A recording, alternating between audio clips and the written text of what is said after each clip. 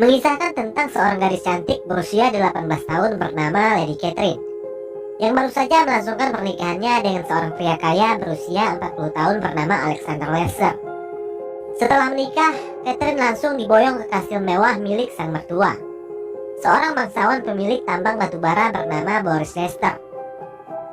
Akankah Catherine hidup semawa bersama suaminya atau justru malah sebaliknya? Sebelum kita eksekusi alur cerita film asal Inggris berjudul Lady Macbeth ini, seperti biasa jangan lupa subscribe, like, dan komen.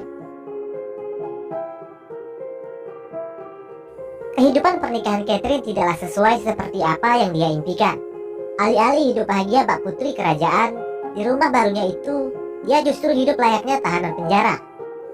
Dengan aturan ketat yang dibuat oleh mertuanya yaitu Boris Lester. Boris memiliki sikap yang dingin dengan kedisiplinan yang sangat tinggi. Seperti tidak mengizinkan Catherine keluar dari rumah, tidak boleh terlalu banyak bicara atau bertanya, dan Catherine tidak boleh tidur jika suaminya masih belum pulang. Sementara Alexander justru selalu pulang larut malam dengan kondisi mabuk berat. Sehari-hari Anna hanya berinteraksi dengan pembantu rumah itu, seorang wanita kulit hitam bernama Anna. Belakangan baru kita tahu bahwa Alexander tidak pernah mencintai Catherine. Dia menikahi Catherine karena dipaksa oleh ayahnya, agar Alexander segera bisa memiliki keturunan. Tapi bagaimana bisa memiliki keturunan? Pada malam pertama saja, Catherine sama sekali tidak disentuh oleh Alexander. Entah punya kelainan atau apa, Alexander hanya menyuruh Catherine menanggalkan semua pakaiannya. Setelah itu, Catherine disuruh menghadap ke dinding. Sementara dia memainkan burungnya dengan cara manual, yaitu dengan tangannya sendiri. Setelah selesai, dia langsung tidur. Begitu juga dengan malam-malam berikutnya. Catherine hanya disuruh menghadap ke dinding tanpa busana, sementara dia hanya bermain secara solo.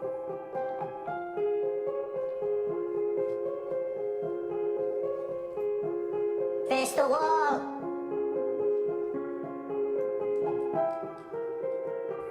Catherine yang kebingungan dan tidak tahu harus bagaimana, hanya mengikuti saja apa yang diperintahkan oleh suaminya. Pada suatu hari Alexander mendadak harus pergi keluar kota karena ada ledakan pada salah satu tambang batubara mereka. Setelah Alexander pergi, Boris mewanti-wanti kepada Catherine agar tidak perlu keluar dari rumah dan tidak boleh melakukan apa-apa. Boris bilang, simpan saja tenagamu untuk melayani suamimu dengan baik saat dia pulang nanti.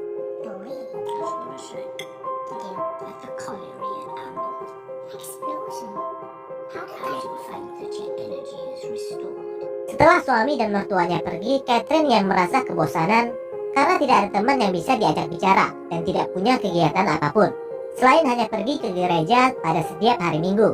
Diam-diam dia keluar dari rumah, berkeliling di perkebunan kapas yang sangat luas. Pada suatu hari, Anna tidak datang ke kamar untuk melayaninya seperti biasa. Lalu dia memutuskan untuk mencarinya di luar rumah.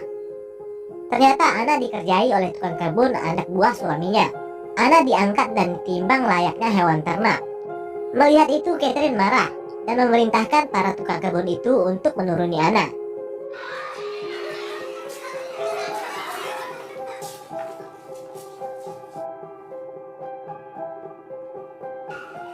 Setelah Anna pergi, Catherine bertanya kepada salah satu tukang kebun itu, berapa kira-kira berat badannya.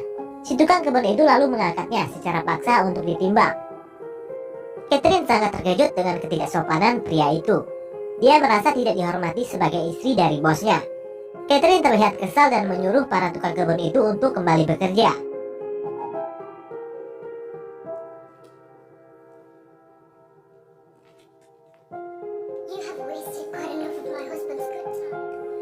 Di dalam rumah, Catherine bertanya kepada Anna, siapa nama pria itu? Anna bilang kalau dia adalah pekerja baru bernama Bastian. Catherine tampaknya sudah mulai penasaran dengan Bastian, pria yang 100% berbeda dengan sikap suaminya yang dingin. Keesokan harinya dia pergi lagi ke kebun kapas. Di sana dia berpapasan dengan Bastian. Bastian mencoba untuk menggodanya dengan mengajaknya bicara, namun Catherine tak menghiraukannya. Meskipun niatnya datang ke kebun itu hanya untuk melihat Bastian. Pada malam harinya, setelah selesai mandi, seseorang mengetuk pintu kamarnya. Ternyata itu adalah Bastian. Catherine sudah mencoba melarangnya untuk masuk, tapi Bastian tidak peduli dan tetap saja memaksa untuk bisa masuk. Bastian bilang, apakah kamu tidak merasa kesepian? Lalu secara tiba-tiba, Bastian mencium Catherine. Catherine awalnya menolak, mungkin karena sudah lama merasa kesepian. Akhirnya dia pun luluh dengan rayuan Bastian. Malam itu mereka berdua pun bercocok tanam untuk pertama kalinya.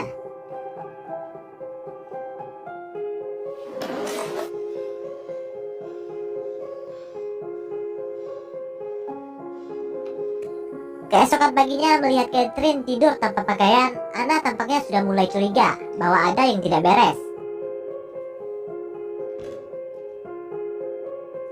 Catherine yang tadinya pemurung berubah menjadi ceria. Setiap hari secara diam-diam Catherine dan Bastian bermantap-mantap setiap ada kesempatan. Dia pun sudah jarang pergi ke gereja, hingga membuat seorang pastor kepercayaan keluarga Lester datang mengunjunginya untuk menanyakan hal itu. Rupanya diam-diam Anna memberitahu si pastor kalau Catherine menyelinap keluar rumah diam-diam tanpa sepengetahuan suaminya. Catherine tampak kesal dengan pengaduan Anna itu. Suatu hari Anna melihat Bastian menyelinap masuk ke kamar Catherine. Dari lubang pintu kamar, Anna menyaksikan sendiri mereka berdua sedang berhubungan intim. Saat sedang mencari jamur di hutan, Bastian menghampiri Anna. Anna seolah ingin mengingatkan Bastian akan hubungan terlarangnya dengan Catherine. Anna bilang, jika Tuan Boris tahu apa yang terjadi, ini bisa jadi masalah besar. Bastian justru balik bertanya, memang apa yang telah terjadi? Seolah mengacam Anna untuk tidak buka mulut. Anna tampak ketakutan dan memilih untuk diam. Tak lama kemudian Boris Lester pulang. Dia menanyakan kepada Catherine tentang kabar suaminya, apakah dia sudah pulang. Tapi Catherine justru malah balik bertanya, bukankah kau yang menyembunyikan suamiku? Boris marah mendengar jawaban tidak sopan Catherine. Catherine sengaja menghabiskan minuman Amer milik Boris, hingga Anna yang dapat getahnya. Sebagai balasan dari Catherine kepada Anna, karena dia telah mulai ikut campur akan hubungannya dengan Bastian. Boris mengira kalau Anna lah yang telah meminum semua Amernya. Lalu Boris menghukum Anna dengan menyuruhnya merangkak seperti hewan.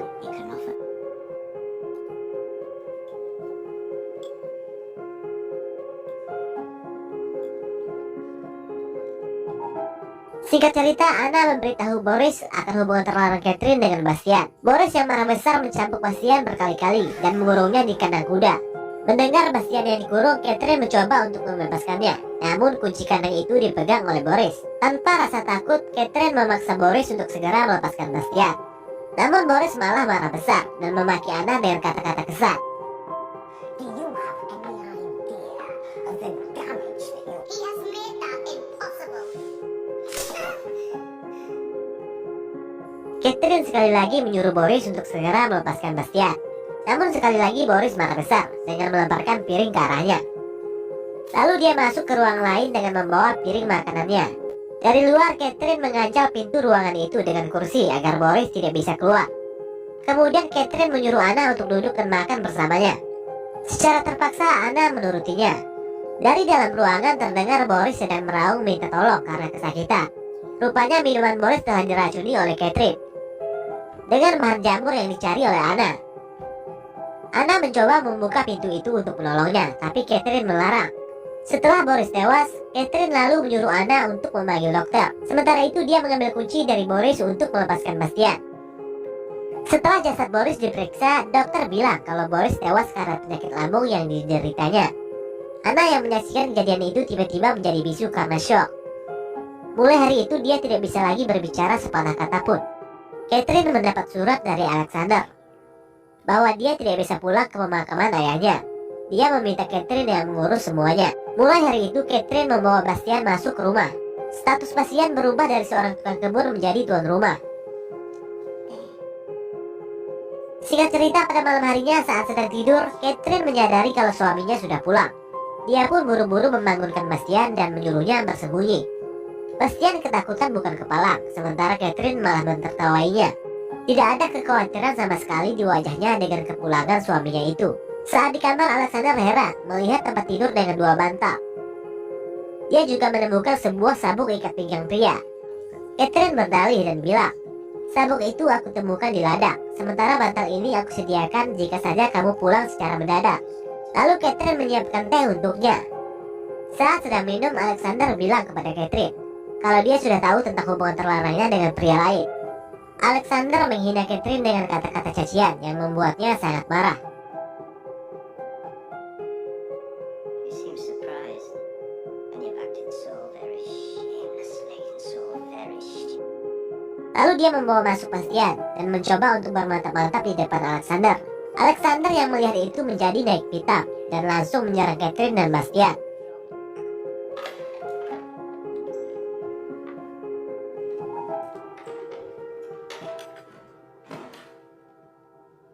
Setelah bergelut cukup lama, Alexander akhirnya tewas, dipukul oleh Catherine dengan besi berkali-kali. Bastian yang shock melihat itu ditenangkan oleh Catherine. Lalu jasad Alexander dikubur di hutan bersama dengan kudanya yang juga tewas ditembak oleh Catherine. Esok harinya mereka berperilaku seolah-olah tidak terjadi apa-apa. Singkat cerita, datanglah seorang perempuan berkulit hitam bernama Agnes, membawa seorang anak kecil bernama Teddy yang merupakan cucunya. Agnes memberitahu Catherine kalau Teddy adalah anak dari Alexander Lester, suaminya. Teddy adalah anak dari hubungan terlarangnya bersama anak Agnes yang telah meninggal. Agnes memegang surat dokumen yang sah yang dibuat oleh Alexander sendiri, yang menyatakan kalau Teddy adalah ahli waris yang sah. Teddy tampaknya mulai menyukai Catherine. Dia bilang kalau Catherine adalah gadis tercantik yang pernah dia temui. What is it? He says you're the prettiest lady he has ever seen. Secara terpaksa Catherine menerima Agnes untuk tinggal bersamanya untuk menjaga Teddy sampai dia berusia 18 tahun. No, you'll be used to smaller spaces from your days in your tiny house. Catherine dan Bastian sudah mulai gelisah karena selama Teddy dan Agnes tinggal di rumah itu, mereka tidak lagi punya ruang untuk bermantap-mantap. Sementara itu, Catherine menyadari kalau dia tengah mengandung anak dari Bastian. Teddy sudah mulai dekat dengan Catherine. Catherine bahkan sering mengajaknya jalan-jalan di ladang. Pada suatu malam, Catherine datang menemui Bastian. Namun Bastian menyuruhnya untuk pergi. Kita tidak akan pernah bisa bersama lagi selama Teddy masih ada di rumah. Keesokan harinya, Teddy mengajak Catherine untuk bermain. Namun Catherine yang tengah tidak enak badan terpaksa menolaknya. Karena Teddy yang terus memaksa, Catherine jadi emosi dan secara tidak sengaja mendorongnya. Akibat dari itu, Teddy menangis kecewa. Lalu dia pun kabur dari rumah. Semua orang mencarinya kemana-mana, termasuk Bastian. Lalu scene memperlihatkan di mana Bastian menemukan Teddy yang sedang duduk di bebatuan air terjun.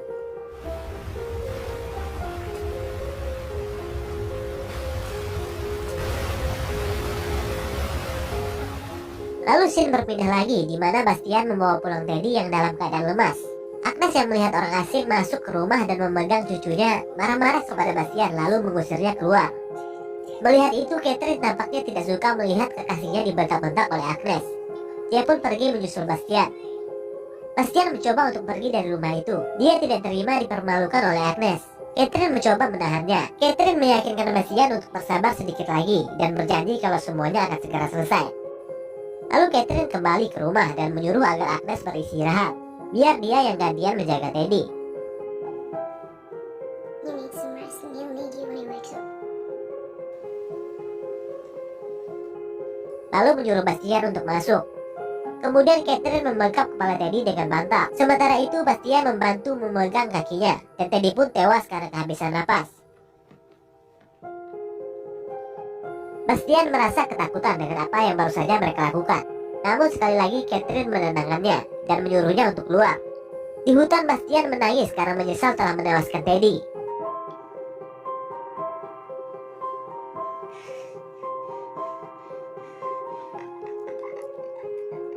Di tempat lain, Catherine berdalih saat menjaga Teddy dia sempat tertidur 10 menit. Setelah bangun, dia menemukan Teddy sudah tidak bernapas lagi. Dokter bilang kalau ada bekas memar di muka Teddy. Kemungkinan seseorang telah dengan sengaja membekapnya. Kepada polisi, Catherine bilang memar yang ada di muka Teddy kemungkinan akibat terjatuh dari air terjun. Tampaknya polisi sudah percaya dengan semua ucapan Catherine. Namun tiba-tiba Bastian masuk. Dengan menangis karena menyesal, Bastian membuat pengakuan kepada polisi kalau Catherine lah yang telah menewaskan Teddy. Begitu juga dengan Boris dan Alexander, dan dia juga ikut membantunya. Bastian bilang kalau Catherine seperti penyakit yang menjalari tubuhnya. Aku selalu menuruti apapun yang dia mau. Mendengar itu, Catherine terlihat kecewa dengan Bastian. Dia membantah keras semua tuduhan Bastian dan balik menudingnya bahwa Bastian lah yang telah menewaskan Teddy atas motif dendam karena tersinggung lantaran diusir oleh Agnes. Begitu juga dengan Boris yang diracun dari jamur yang dicari sendiri oleh Anna di hutan. Catherine bilang Anna dan Bastian sengaja menewaskan Boris dan Alexander karena takut hubungan terlarang mereka berdua terbongkar. Anna yang bisu tidak bisa memberikan kesaksian apa-apa. Sehingga polisi lebih mempercayai keterangan dari Catherine yang merupakan seorang bangsawan yang tidak mungkin melakukan perbuatan tidak terpuji. Di akhir cerita, Bastian dan Anna dihukum mati.